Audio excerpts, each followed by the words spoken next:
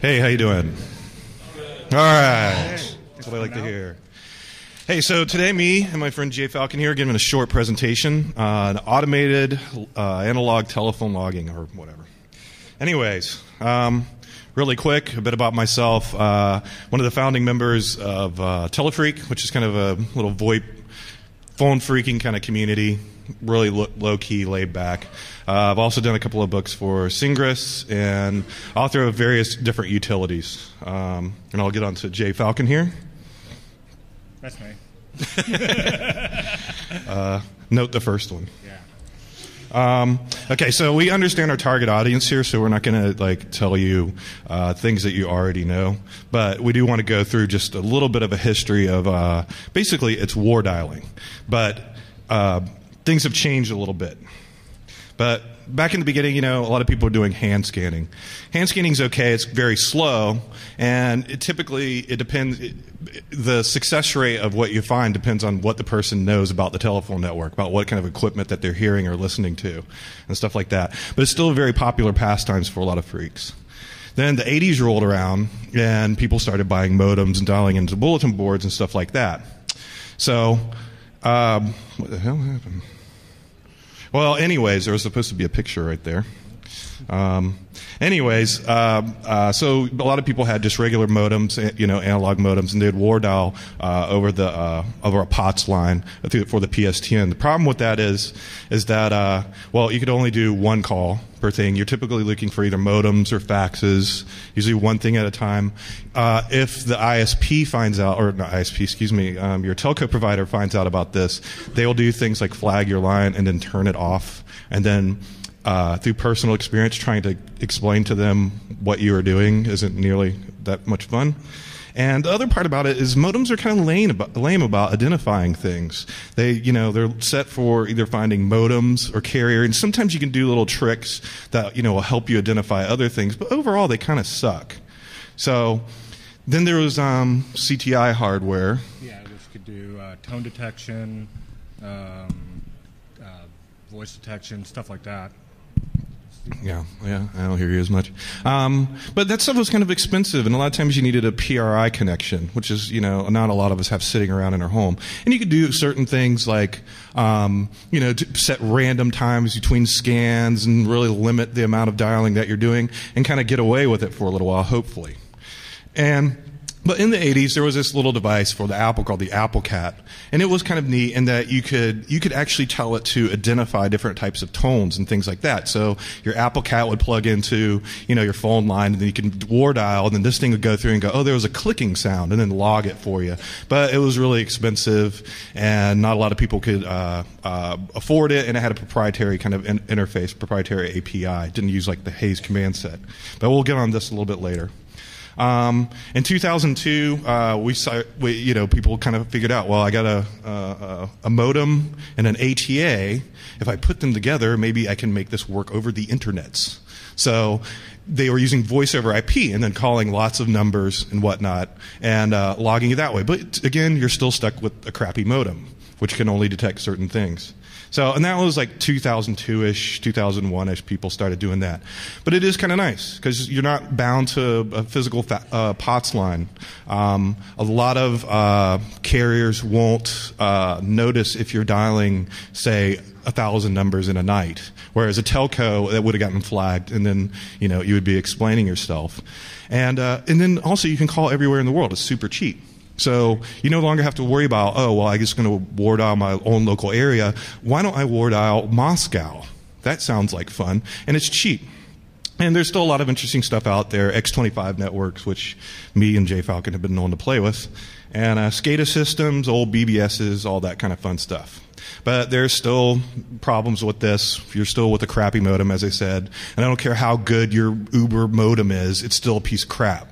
So, and not everything that's interesting is a carrier. It doesn't always depend that, it's a modem that picked up. It could be a piece of telco equipment or test gear or something like that. And so, there are things like THC scan and tone loc, and sure, they're great, and you'd hook up your ATA and your modem and go at it, but you're still kind of limited. So on a side note, so when I was doing a pen test in 2004-ish, I wanted to war dial a certain exchange because, believe it or not, people still have crap out there in their networks. A lot of times they don't even know about it. It'll be like some jackass with PC Pursuit in the back room, and he use it to bypass and go right past their firewall and all that fun stuff. So I wanted to do an audit of their phone network. Well, I had a couple of choices. I could load a DOS emulator under Linux and run ToneLoc, but then I got to thinking about, or I could buy a piece of software. Yeah, that's going to happen. So I thought, well, I've written war dialers in the past. This will only take me like a couple of days to do, like 2 weeks tops. That was 2004. So I started writing this little utility called iWar, and it's Unix-based, has a curses front end. I ripped off some things like ToneLoc's tone location. There's no limitations on device, so if you have 32 modems, you can use all 32 of them. It logs databases, has all your standard bells and whistles of the 80s, for the win, not quite. So this was where another picture was supposed to be. Switch to the PDF? I don't know if it's supposed to be PDF or not, but we're just going to go ahead and go forward. Anyways, so a lot of ISPs around this time are starting to go out of business, and there's equipment out there, like these really big boxes like the Cisco AS5200. It's basically a box that has 48 modems in it. And, that's just like, well, crap, I can pick them off. Right, I can pick them off eBay for $50, and then you could get a PRI card and run asterisk, so the asterisk server becomes your telco, and then you feed that to your AS5200, and then you have 48 modems to slam onto the world and annoy people all over the place. So that's the way we were rolling. We thought that was kind of fun, and this all works through a network. So it's a network-connected modem, if you kind of think of it that way. Yeah, absolutely. Okay. So we thought we were the shit. That's kind of fun. But we also kind of, understood there's some limitations with that. So that's the setup here. Asterisk as your telco, which one PRI card, we're using a T100P, which gives you 24 channels. So if you got 2 of them, 48 channels. Oops. And I forget you had a touch screen. And so you fold it, and away you went. It would just use the modems over the network. So I wrote that code in there. Yay, fun. So 48 modems, kind of fun. No cabling. Have you ever tried to wire 48 modems, like standalone modems?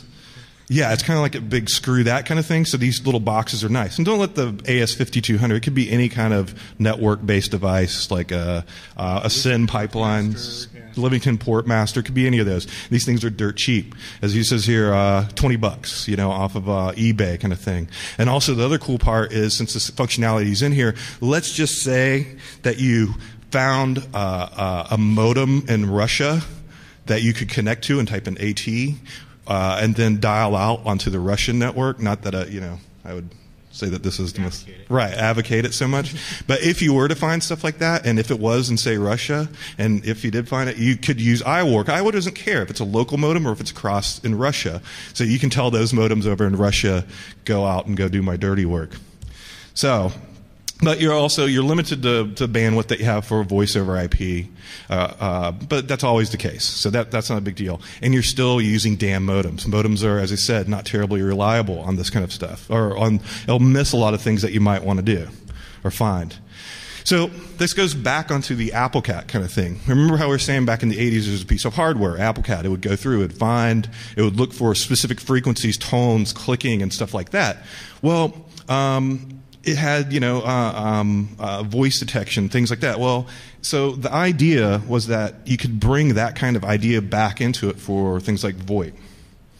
So VoIP and the DSP is the digital signal processor that actually does the identification of stuff, is not a new idea. People have written war dialers with rudimentary DSP kind of stuff, and either it works or it semi-works or it doesn't work at all. It's just crap. And then what's that?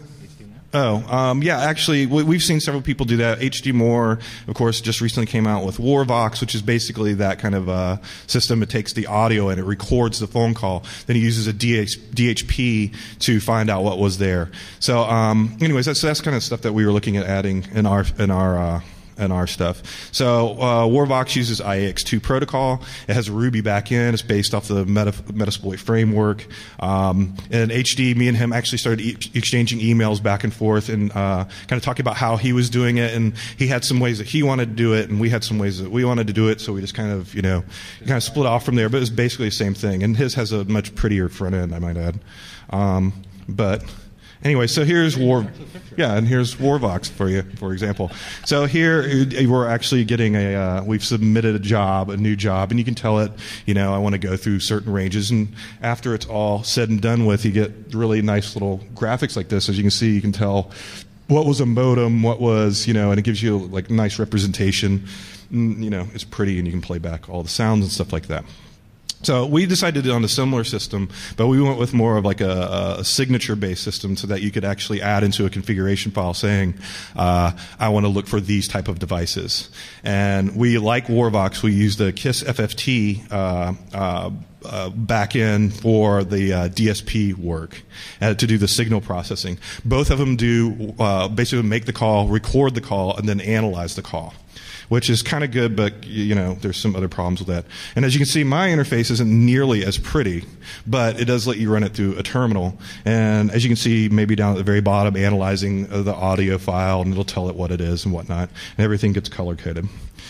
So you can look at it. Like the greens there, I keep forgetting it's touchscreen. The greens there are carriers. The red, something skipped. The white is just nothing there that we were interested in. Okay. So the great thing about this, you no longer need hardware. So we don't need the VoIP adapter to hook up to the modem. We can throw that crap in the trash. Not that I am. And it's all done in software. So basically, you can load this up, and all you need is a VoIP provider at this point, and it detects more things in one pass. Like back in the old days, if you wanted to scan for faxes and modems, you had to do 2 scans over the same numbers. Well, that's crap. I don't want to, if I have 100 numbers I want to dial, I don't want to have to dial it twice just to find out if there's a friggin' fax machine. So anyways, right now, both pieces of software are limited to IAX2. Working on adding in SIP should be pretty trivial. Other things that we've come up with is things like backspoofing, which I'm assuming people here are fairly familiar with. Yes? No? Anyways, backspoofing is where you set your caller ID to your target, then you basically make a call to yourself to get who owns that phone number. The C name comes up as the owner of the phone number. And it'll also do things like, we already have in there stuff like where it'll do C name lookups on databases across the internet, on the internet. One thing that HD was doing as well is there's a piece of software called LumenVox, which is a speech-to-text recognition system. I was hoping to have that code based in IOWAR, but I didn't have that at the time to do it. But then you can do things you don't even have to really listen anymore. I can tell you like what the person said when they, hello, this is such and such law firm or whatever. And another nice thing would be also to add in a software-based modem, basically a modem written in software. So when it does tone detection, it'll actually flip a little switch in the code and actually connect up to the carrier so it can identify banners and stuff like that. But we aren't quite there yet. To improving your hit ratio, that's where you want to go for. Well, you want to know what your targets are basically. If you're going after, for instance, if I'm dialing state numbers, I typically go at off-peak times where I know they're not going to be able to, or they won't be there. C name lookups, Nampa, nothing. So you can actually get a little bit of information before you dial. So anything you want to? Being able to identify like telco lines, because telco owns tons and tons of lines. Test line, yeah. Test lines, they don't even give them out. Right. They're just there, so you can just skip over those sections of prefix and continue on your way with your target. Right. And then, so with better tools, you have better results. A lot of VoIP carriers allow multiple trunks, so if you can tell IWAR go and use this VoIP provider, they allow me to dial out 10 times, use all 10 lines out, so now I'm no longer bound to that. The text-to-speech is way better. The back-end ability to data mine, to look up information about the number you're calling before you call it, so you already know who owns that line.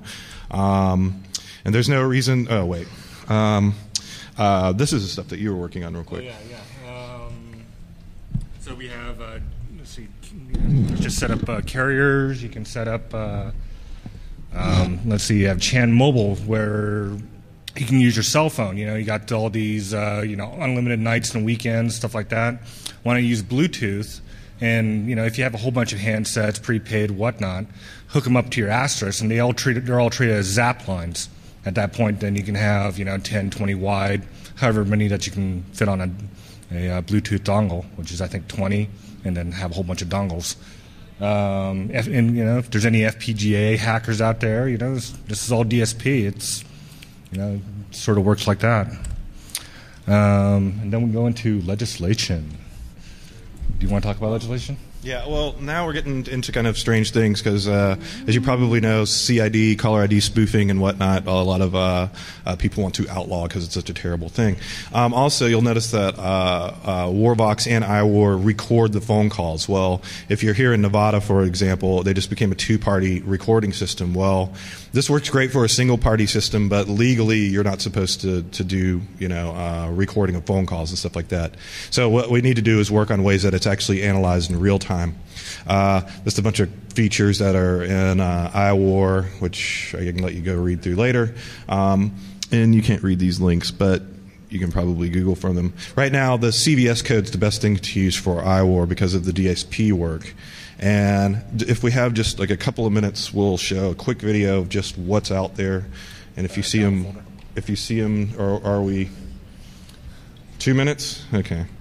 We can probably, which one is it? This one? Yeah, just play it. Okay, just real quick. This is really short. All right, so nobody uses dial-up anymore. The Department of Energy, of course, would never, ever use dial-up anymore, as you can see, because because nobody uses it. Everybody's cut off their carrier. Florida State, this is my home state. This is a NAS system that they have hooked up. As you can see, I'm connecting at fairly low band or low speeds, but it's all text, so who cares? And then, let's see, we should be just about. All right. Possible Air Force. Go by the Air Force. You see at the very top there, telling it to 131, 27, 91, 40, and which is an HPUX box. So basically what we did was looked up the IP block, assuming that they really do have this. It might not be Air Force as far as we know. So so we look it up and we see that's the 754th Electronic Systems Group.